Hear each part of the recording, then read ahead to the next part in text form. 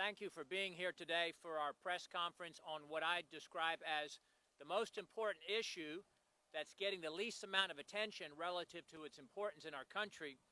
And like many other issues, we're going to be deciding on November 5 what kind of a country we're going to be, and it applies to this issue as well. President Trump had withdrawn the U.S. from the WHO, and of course the Biden administration, like every other disastrous decision they made, reversed those policies when the Biden-Harris administration got in charge. Well, later this week, the UN is going to hold a, quote, summit for the future. And they're going to produce, this is right from their website, an intergovernmentally negotiated, action-oriented pact for the future with a chapter on transforming global governance. Ascending beyond the powers being sought by its subordinate agency, the WHO, the UN is seeking even broader and more powerful authority, as you will hear a lot about today. The Biden-Harris administration apparently intends to fully support the surrender and compliance of the U.S. to the UN in these endeavors. They are aligned with the international globalists that hate America, that hate the Constitution, that hate our founders, that hate our founding Judeo-Christian principles, and they want America to become like the rest of the world. They don't want us to be subordinate to or governed by our Constitution. No, they want America to be subordinate to and governed by the UN, the World Health Assembly, and the WHO. And in fact, they intend to join with others at the UN summit this week to vote to award additional powers to the UN Secretary General. They seek to facilitate the evolution of the UN from an international cooperative body to an international governing body. These powers would be triggered by any one of a number of so-called global emergencies, whether it was a so-called climate emergency, a health emergency, a cyber emergency, or a gun violence emergency, whatever that's supposed to be, a financial emergency, or whatever they deem appropriate. And the Biden-Harris administration is in full agreement with the UN and the WHO on efforts to place us under their authority and to require such things as their international health regulations, including the surveillance of U.S. citizens, the censoring of dissenting views, and much more. The American people didn't vote for this, and they don't support this, and it's up to the people's representatives, that's us gathered here today, to have a responsibility to expose this and to reject this. The U.S. should defund the WHO again. We should withdraw from the WHO. Any agreements with the WHO or the UN should require Senate approval or disapproval. And a bipartisan House majority voted to require Senate approval just last week with Tom Tiffany's bill on the House floor. So I'm proud to be joined here by my House colleagues and others who are appropriately concerned and educated, informed, and leading on this issue. Again, this is the most important issue that's getting the least amount of attention relative to its importance and its impact on our country and on the American people. And with that, I yield to the gentleman from South Carolina, Ralph Norman. Thank you, Congressman Good. I want to thank Frank Gaffney, Tony Perkins, all my colleagues for taking a lead role in this. As Congressman Good said, this is probably, other than our financial crisis this country's in, the most important issue to call attention to. The Summit of the Future will happen on September 22nd, 23rd. And folks, what that will do is cede America's authority, America's sovereignty to basically China. China is defined as a developing country. It is the number 2 economy behind America. It's not developing. It will cede our decision-making ability to China. That's what you need to know.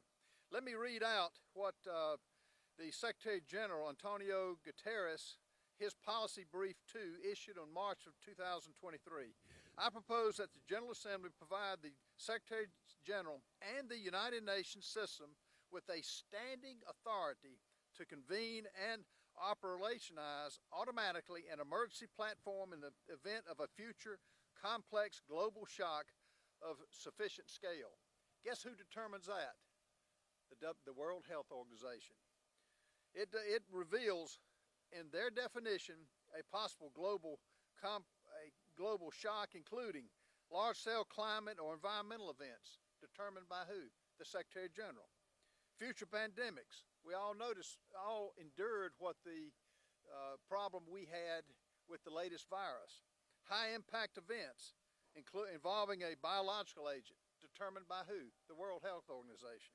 Disruption of global flows of goods determined by who? Not America, but the WHO under the Secretary General.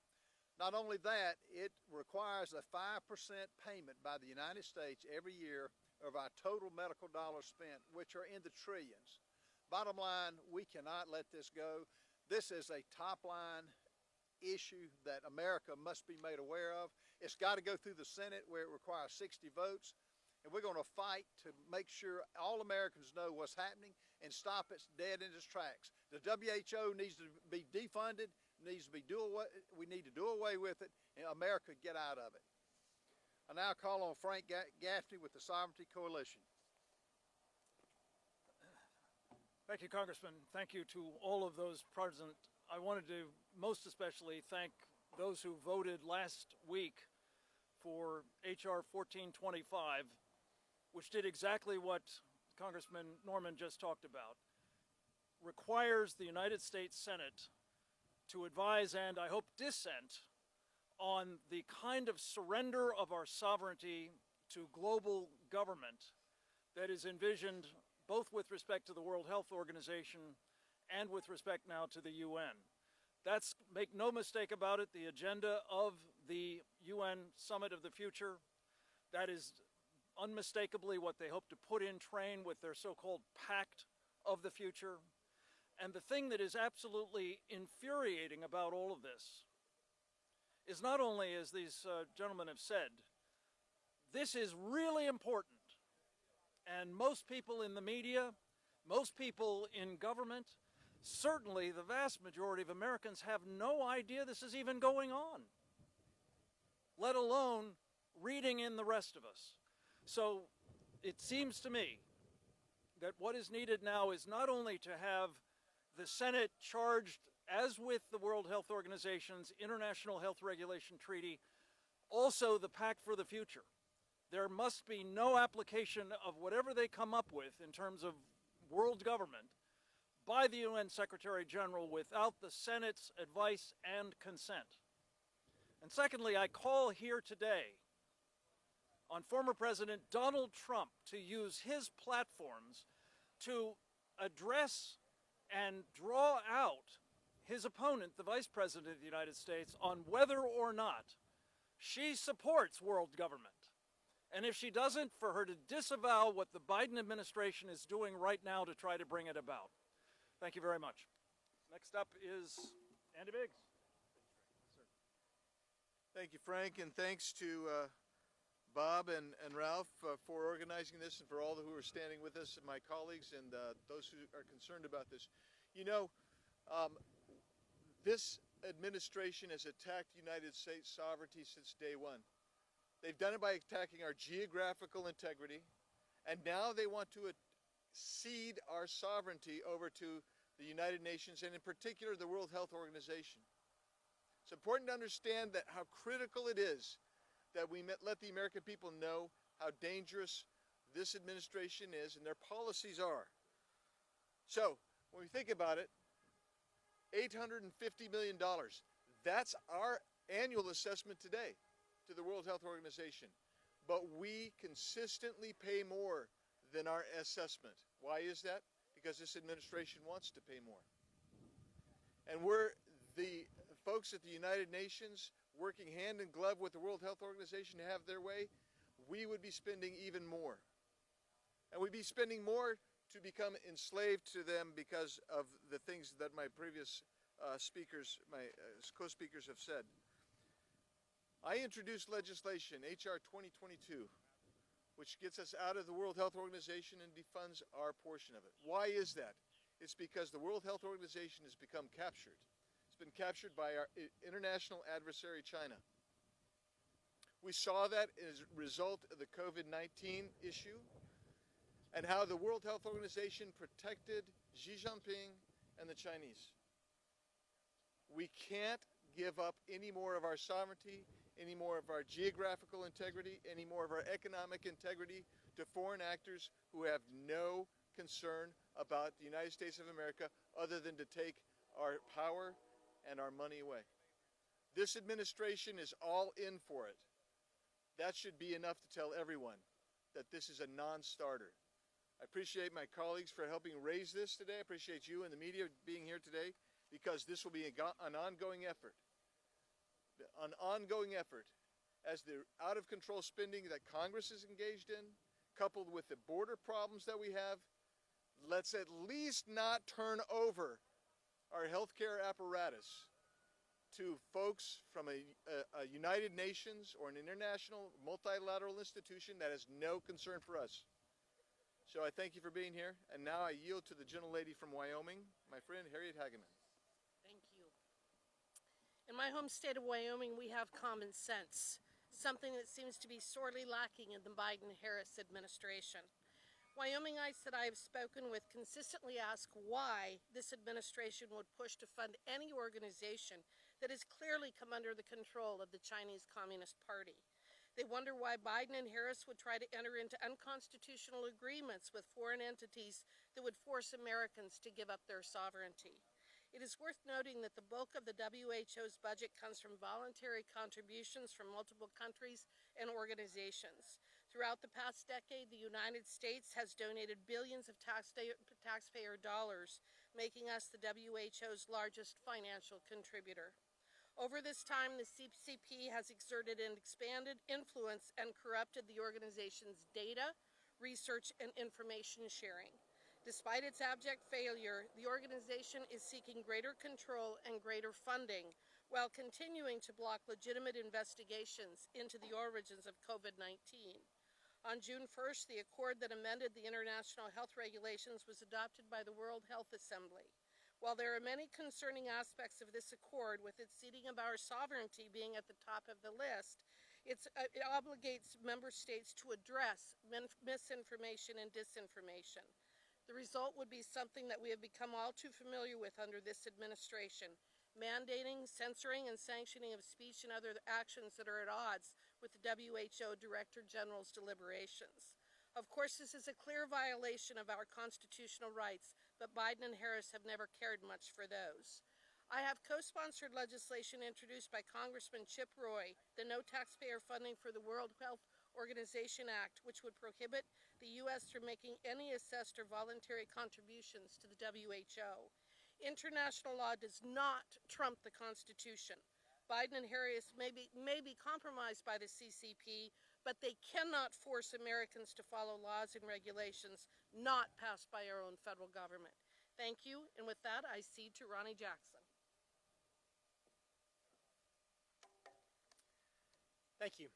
Well, I'd just like to start by saying, as a physician who's followed the WHO for many years now, in my time in government, during 3 presidential administrations, and now as my time as a member of Congress, I can tell you that the WHO in particular and the UN in general do not represent what's best for this country. In fact, they do everything they can to undermine us and defeat us.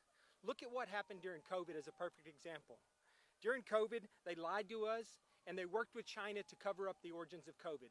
You have to ask yourself, do you really want, next time this happens, for the WHO to decide how taxpayer dollars in this country are spent, to decide what resources we are and are not eligible for, despite the fact that we overwhelmingly fund their operations? That's what you're asked. That's what you're going to get. And as my colleague, Mr. Good, pointed out, they can define an emergency in any way they want. And believe me, it will be creative, and it won't be a healthcare crisis again next time. It'll be something related to the climate or gun control or some other woke agenda that they have on their radar. This IHR treaty is nothing more than a redistribution of wealth and government control via global governance. This fits right into the communist and socialist ideology that defines today's Democrat Party in this country. Kamala Harris, Joe Biden, and their administration would like nothing more than to pass their responsibility to protect this country's health and livelihood to another country, many of which do not appreciate the United States, do not like the United States, and many of which are hostile to the United States. They would love nothing more than to pass this responsibility to these countries. I am a firm believer that from this point forward, we should never give another penny to the World Health Organization. They have not represented us well. They never have, and they never will. They are not an ally to this country. They are not an asset to this country. We should not be paying hard-earned taxpayer dollars for their efforts that are oftentimes against us. With regards to the United Nations, I've said it before, I'll say it again, I think the best thing we could do for the United Nations is to go to New York and push the entire thing off into the East River. And with that, I turn it over to Tony Perkins from the Family Research Council. Thank you. Thanks, Doc. Well, we're here today to rain on the WHO's parade as they march for power. I think the WHO, we were here about 6 months ago, similar press conference prior to their June meeting in Geneva, where they tried to gain international support for their pandemic accord, which they did not do. And I'm becoming convinced that the WHO thinks that the rest of us have brain fog from COVID, and they're just going to keep trying this over and over again. But the facts do not change. This is a global power grab. And when you look at the various aspects that this would touch, in particular that have been touched on, that are very concerning, is their focus on so-called disinformation. What we recently saw in Brazil with X is a prime example of what governments would be doing, being empowered by the WHO's pandemic accord, calling on governments to silence and censor dissenting voices. You know, in America, we cherish the First Amendment. We cherish our freedom, and we cherish our families. Both are endangered under this pandemic accord. And I echo the calls here today, number one, to defund the WHO and get the United States out of it. But secondly, any agreement that is advanced by this administration, signed on to, should be submitted to the Senate for ratification and be treated as it is, as a treaty. So I thank these members of Congress for continuing to bring attention to this. While many ignore it, the WHO continues their march for power, and they will not stop. And it's going to be incumbent upon this Congress, this institution, stopping and protecting the American public from the WHO. And with that, I turn it over, is Chip here? Reggie Littlejohn. Reggie Littlejohn, co-founder of Sovereignty Coalition and president of Anti-Globalists International. Thank you to Representatives Bob Good and Ralph Norman and my other colleagues here, including my co-chair, Frank Gaffney, for organizing this press conference. 1425 was an outstanding victory, which can prevent the depredations of the World Health Organization from moving forward without Senate consent, but we need an equally strong measure in respect to the United Nations. The United Nations Pact for the Future is going to be the deliverable at the Summit for the Future, which is this weekend, and nobody knows about it. So in this Summit for the Future, they're going to approve a platform, an emergency platform that will operationalize automatically in the case of a complex global shock. What does it mean to operationalize automatically? It means that once they have passed it through the United Nations, they don't have to ask other countries to approve it. They will just go forward with their protocols. And how did they approve this? It's being adopted by something called the silence procedure. The silence procedure. This is a pact. A pact is a form of treaty. It's supposed to go through the ratification process internationally. Instead, they're doing it where they submit a draft, and if nobody objects to it, then it's adopted. Adopted. And then it's noted that it was adopted at the actual Summit for the Future. So this is absolutely unconstitutional. Not only that, it's against the Charter of the United Nations. They are trying to expand their powers. They're doing an end run around their own charter through the silence procedure. We need to raise the alarm about this, and we need to stop it. Thank you.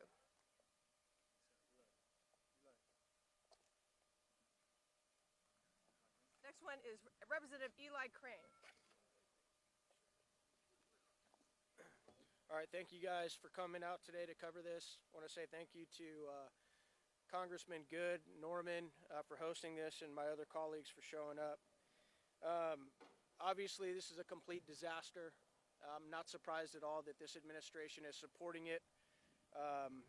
They've completely betrayed us on our southern border, and it looks like they're attempting to sell out our sovereignty once again with this agreement. I just want to read what my colleague, Congressman Norman, read. This is from Gutierrez.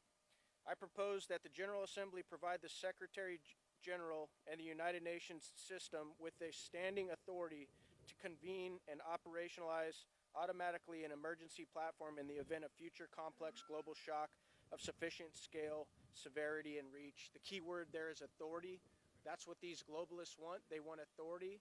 They want to strip it away from what we have here and the representatives that we have here that represent the people of this country, though none of them were elected by anyone in this country.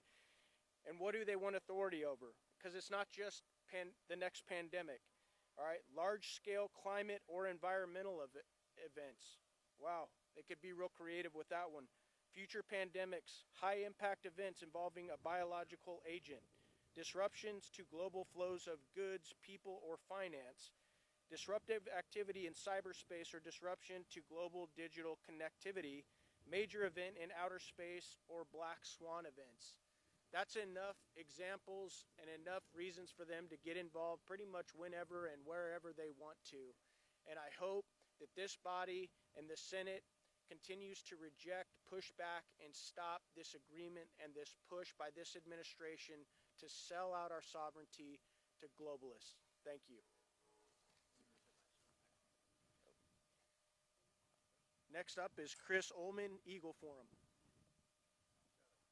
Thank you so much. I'm Chris Ullman, the president of Eagle Forum. I'm delighted to be here. We're a grassroots organization of patriots who love this Constitution.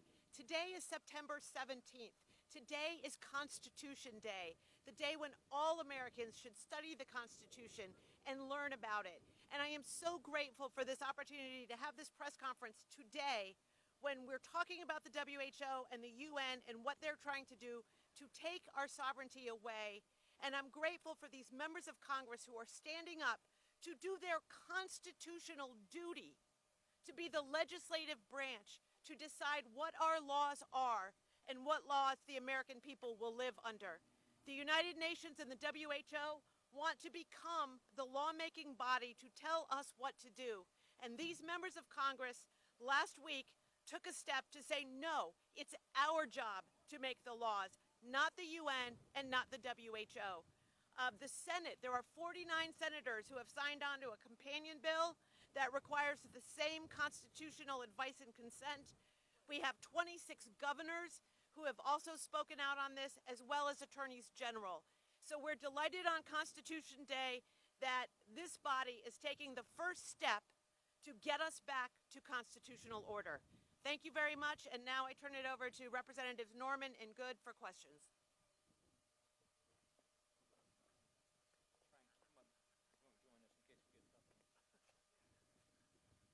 Harry, two questions. Yes, sir.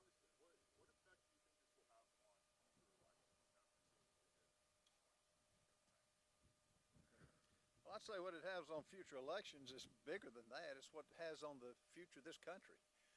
I mean, this is a dictatorship. This is, this administration, by its actions when it first took office, had executive orders that were supposed to be temporary during the term of his office, like the border. It's, to reverse that, to walk that back, is going to take a massive effort. This will take the same massive effort. If he votes this in, does not take it to the Senate, we'll cede our sovereignty. We cannot do it. The American people do not want that. That's not what a democracy is all about, and particularly with China. China is our enemy, and to cede it to basically to them is unacceptable, particularly with the COVID virus. I'll just add to what Congressman Norman said, that you saw the Biden-Harris administration on full display during the China virus situation, where they doubled down and took every recommendation from the WHO. We had to force them, literally, the Republican House had to force them to finally end the pandemic emergency and the so-called mitigation requirements that were in place. So hopefully the American people learned from that. They've suffered sufficiently, and they're going to make change on November 5. One more. All right. One thing to that last point. When you talk about elections, the founders had a very important insight.